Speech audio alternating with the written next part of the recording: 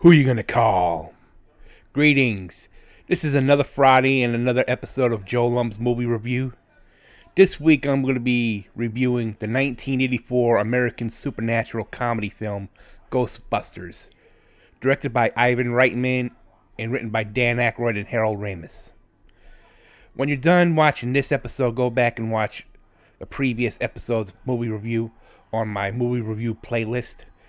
The playlist is in the description box. Let's get down to business. The film came into development when it was inspired by Dan Aykroyd's fascination with and belief in the paranormal, which he inherited from his father, who later wrote the book A History of Ghosts, his mother, who claimed to have seen ghosts, his grandfather, who experimented with radios to contact the dead, and his great-grandfather, a renowned spiritualist.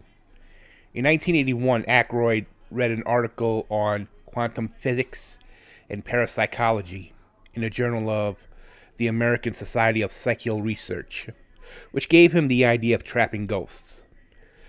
He was also drawn to the idea of modernizing the comedic ghost films of the mid-20th century by comics such as Abbott and Costello, which did Hold That Ghost in 1941, Bob Hope in The Ghost Breakers in 1940, and the Bowery Boys' Ghost Chasers in 1951.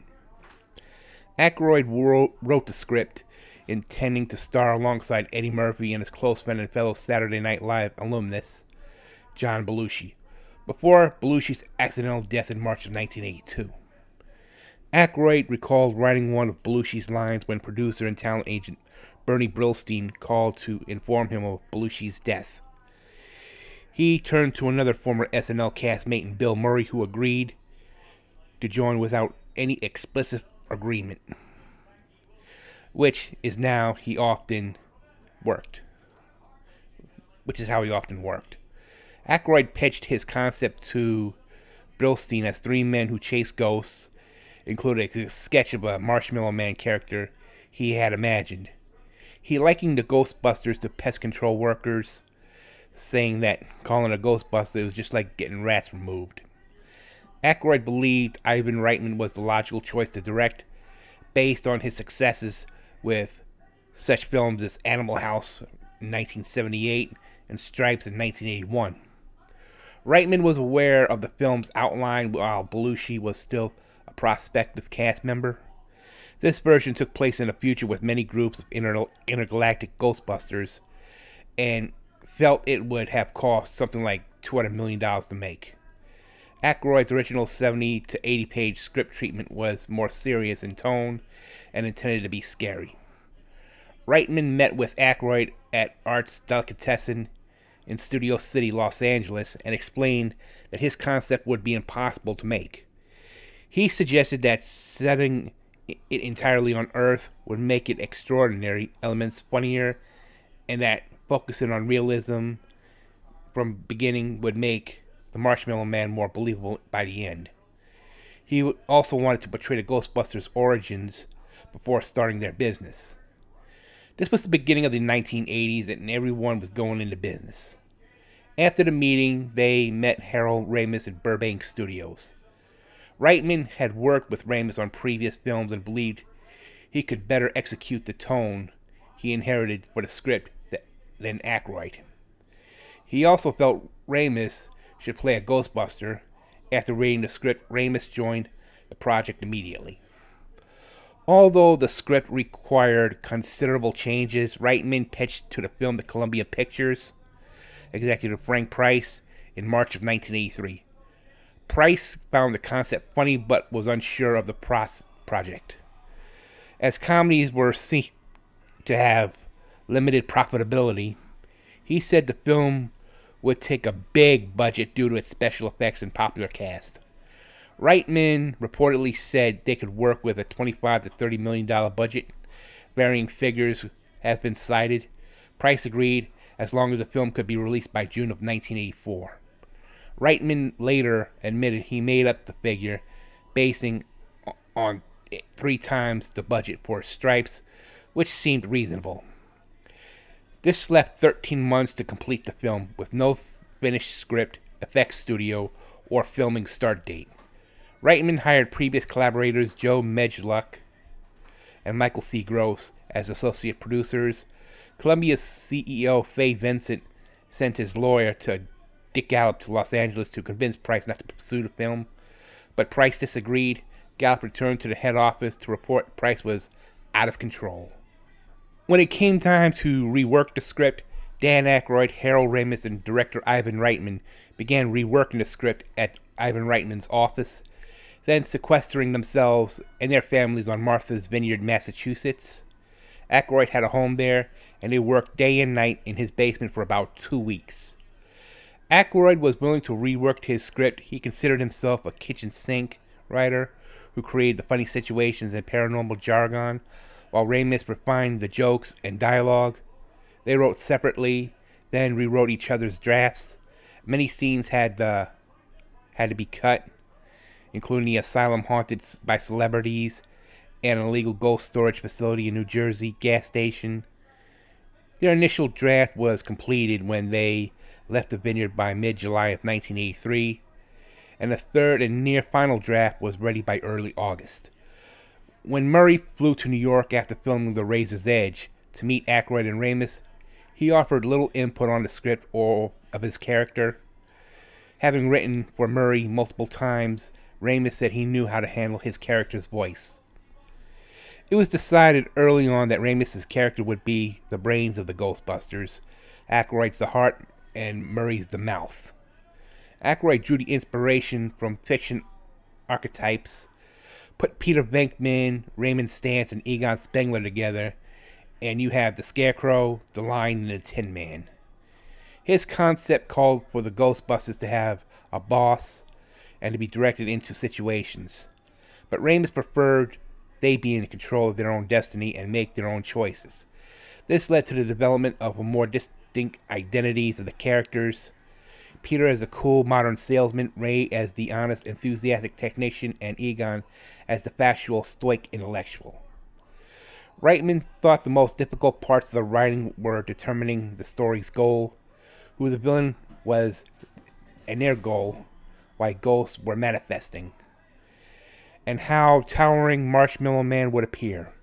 The creature was one of many elaborate supernatural entities in Aykroyd's initial treatment, originally intended to emerge from the East River only 20 minutes into the film.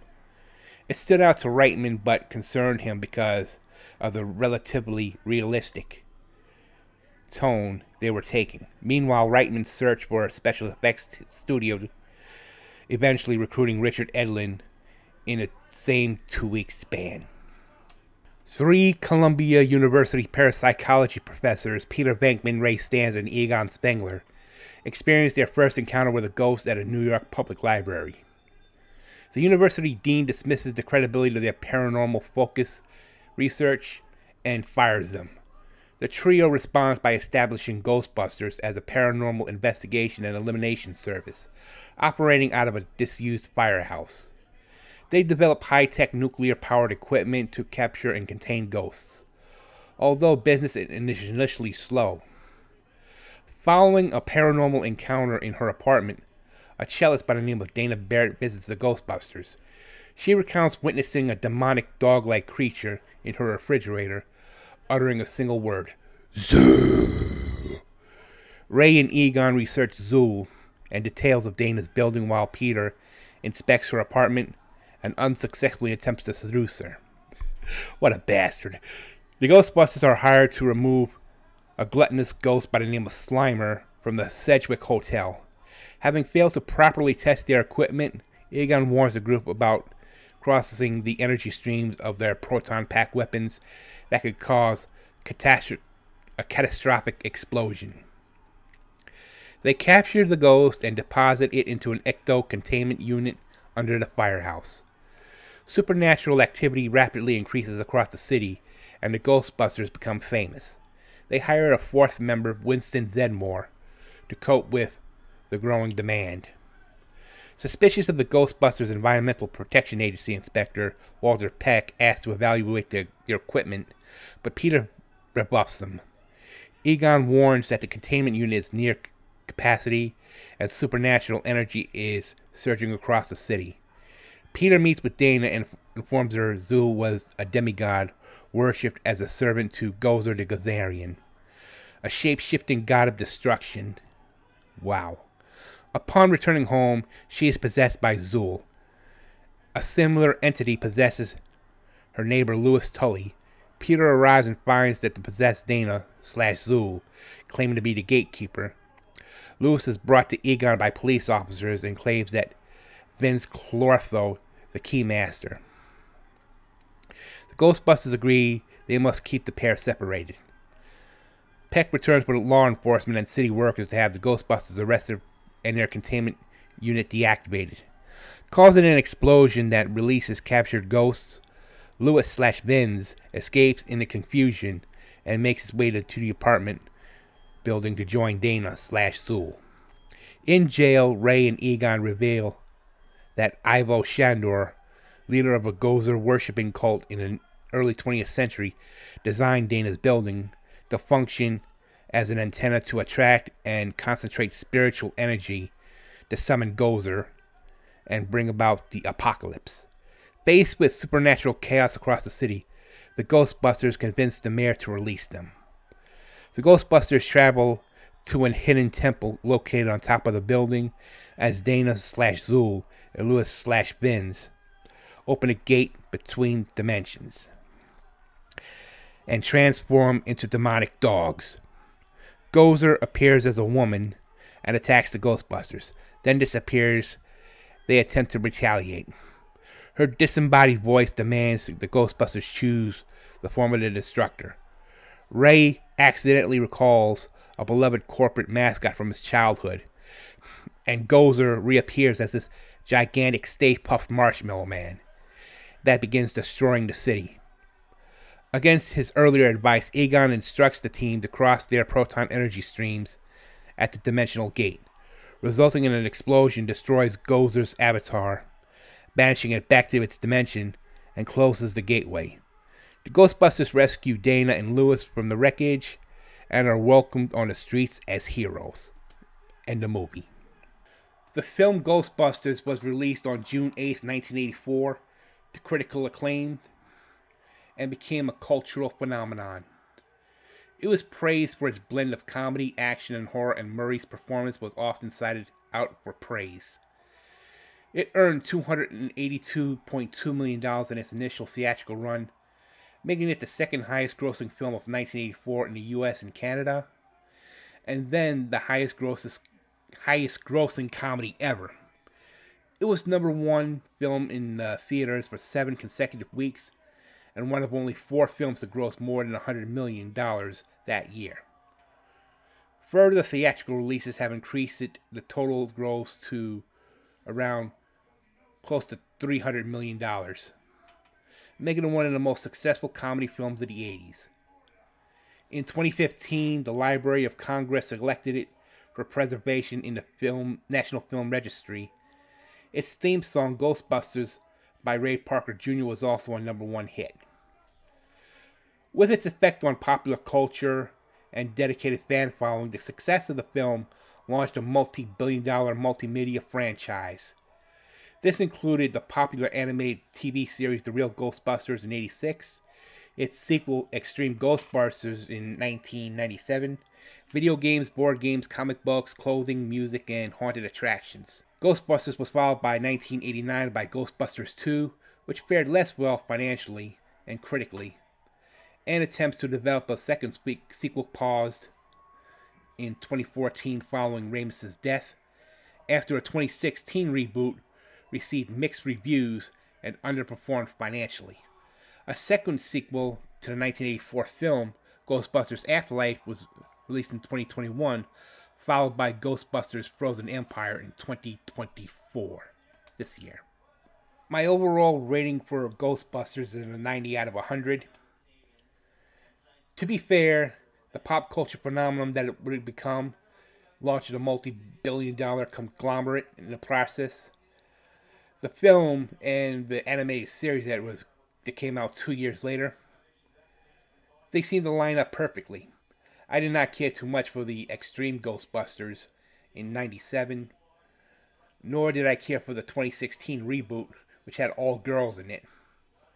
Thankfully, when they did Ghostbusters Afterlife in 2021, followed by The Frozen Empire, which was released earlier this year, I think a new generation of fans were warming up to this Ghostbusters phenomenon.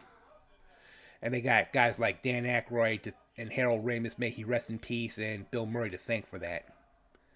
This has been Joe Lum's movie review for this Friday.